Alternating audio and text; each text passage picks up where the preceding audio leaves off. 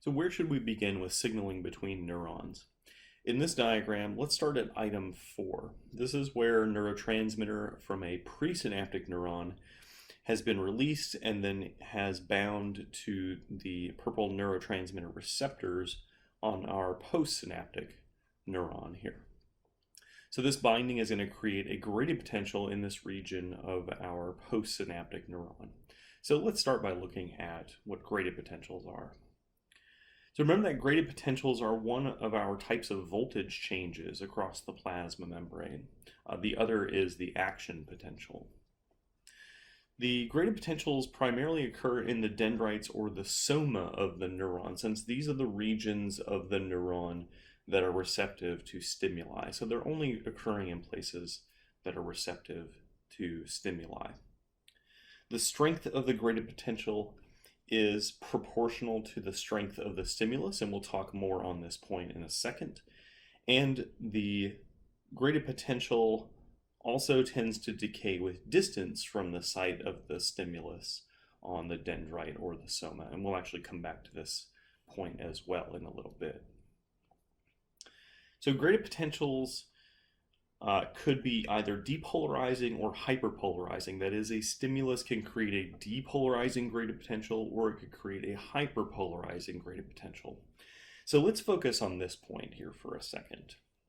So with a depolarizing stimulus, the membrane voltage briefly becomes more positive and moves closer to 0 millivolts during the time of the stimulus. So this is what we mean when we talk about a depolarizing gradient potential. Is this depolarizing stimulus here is actually a depolarizing gradient potential, because our membrane voltage, if we were to measure it during this stimulus, we would see that it rises above negative 70 millivolts and comes a little bit closer to this 0 millivolt line up here.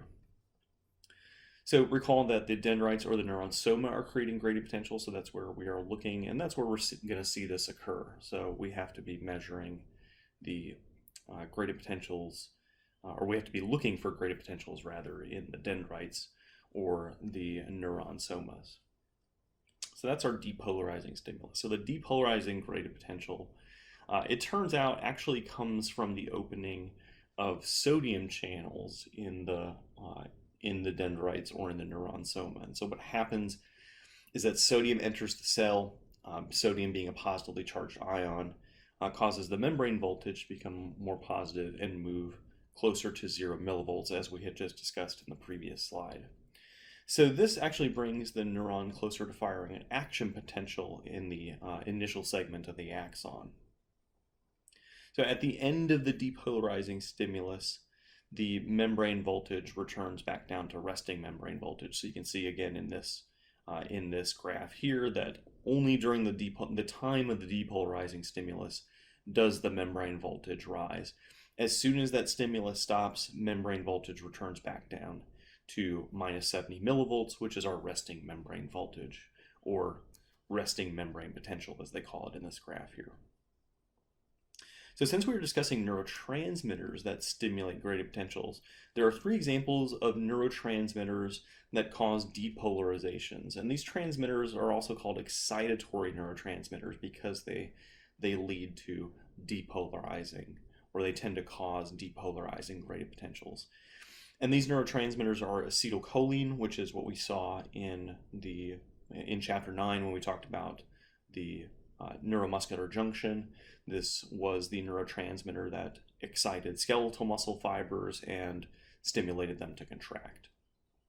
So we see acetylcholine is one type of excitatory neurotransmitter. We also know that norepinephrine, which we'll talk about in a lot more detail in later nervous system chapters, as well as the endocrine system chapter, as to what its effects are in the body. But this is also an excitatory neurotransmitter, and dopamine is an excitatory neurotransmitter as well. So there's 3 types of neurotransmitters that create excitatory, or are excitatory neurotransmitters that create depolarizations.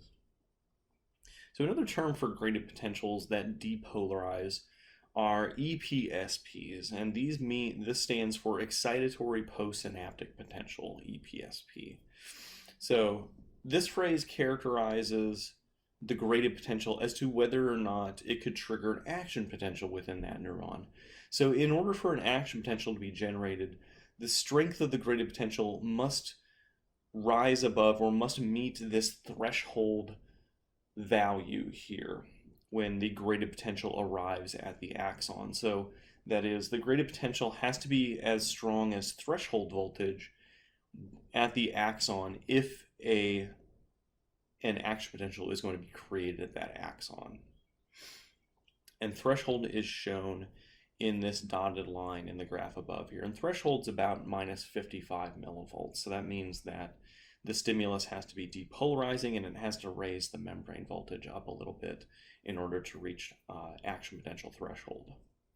So EPSPs are what bring neurons closer to this threshold value for generating action potentials. And we'll come back to this point again when we talk about the action potentials that occur in the axons. On the other hand, though, there are also graded potentials that hyperpolarize the membrane, and hyperpolarization means the membrane voltage becomes more negative during the stimulus. And so you can see during this time of this hyperpolarizing stimulus here that's highlighted in a slightly darker blue color, we see that the hyperpolarizing stimulus causes the membrane voltage to become more negative or move further from 0 millivolts during the stimulus.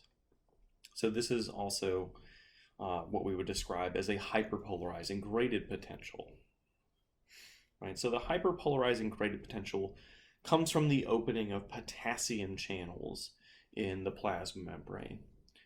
And what happens is that potassium exits the cell, and it causes, because potassium is a positively charged ion, just like sodium is, but it's flowing in the opposite direction, right? Because remember, at rest we have high concentrations of potassium inside of our neuron. And so if we open potassium channels, potassium is going to have a tendency to diffuse out of the cell. Whereas with sodium, when we had the sodium channels, if sodium channels were to open, sodium has a tendency to diffuse into the cell. So in our hyperpolarizing stimulus, potassium exits the cell and causes the membrane voltage to become more negative. And this brings the neuron actually further from firing the action potential because it's bringing it further from threshold value. And I'll show you this on the next slide here. So at the end of the hyperpolarizing stimulus, just like at the end of the depolarizing stimulus, the membrane voltage returns back to resting membrane voltage. So as soon as that stimulus stops, our neuron returns back to resting membrane voltage or resting membrane potential. So again, since we're discussing neurotransmitters that create or stimulate graded potentials, there's one example of a neurotransmitter that causes hyperpolarizations. And this is a neurotransmitter that's called GABA. Now, GABA is actually an abbreviation for gamma aminobutyric acid, but GABA is the primary, what we call the primary inhibitory neurotransmitter in the brains of mammals. So humans are included in this. So these neurotransmitters that cause hyperpolarizations are also called inhibitory neurotransmitters. So just like what we saw with the graded potentials that depolarize, we also have graded potentials that hyperpolarize, and the graded potentials that hyperpolarize are called IPSPs. And so this term IPSP means inhibitory postsynaptic potential. So these are inhibitory graded potentials. And again, this phrase characterizes the graded potential as to whether or not it could trigger an action potential at the neuron axon. So as we saw with the EPSPs, the strength of the graded potential must meet this threshold value at negative 55 millivolts in order for an action potential to be created at the axon of that neuron. So because IPSPs or hyperpolarizing graded potentials tend to move the neuron voltage further from threshold, IPSPs drive the neuron away from the neuron's ability to create an action potential. So generally neurons will create or can create action potentials when the graded potential is depolarizing or when it's an excitatory postsynaptic potential. But action potentials tend to not be created when there are inhibitory postsynaptic potentials or hyperpolarizing graded potentials present. So recall that one of the characteristics of the graded potential was that the strength of the graded potential was proportional to the strength of the stimulus. And what we mean by this is actually fairly straightforward, is that a strong stimulus will create a strong graded potential. So that graded potential can either be a strong depolarizing graded potential or a strong hyperpolarizing graded potential. So we could see the membrane voltage become more positive or more negative as a result of this stimulus. And the strength of that stimulus, or if that stimulus is strong, we'll see a strong graded potential.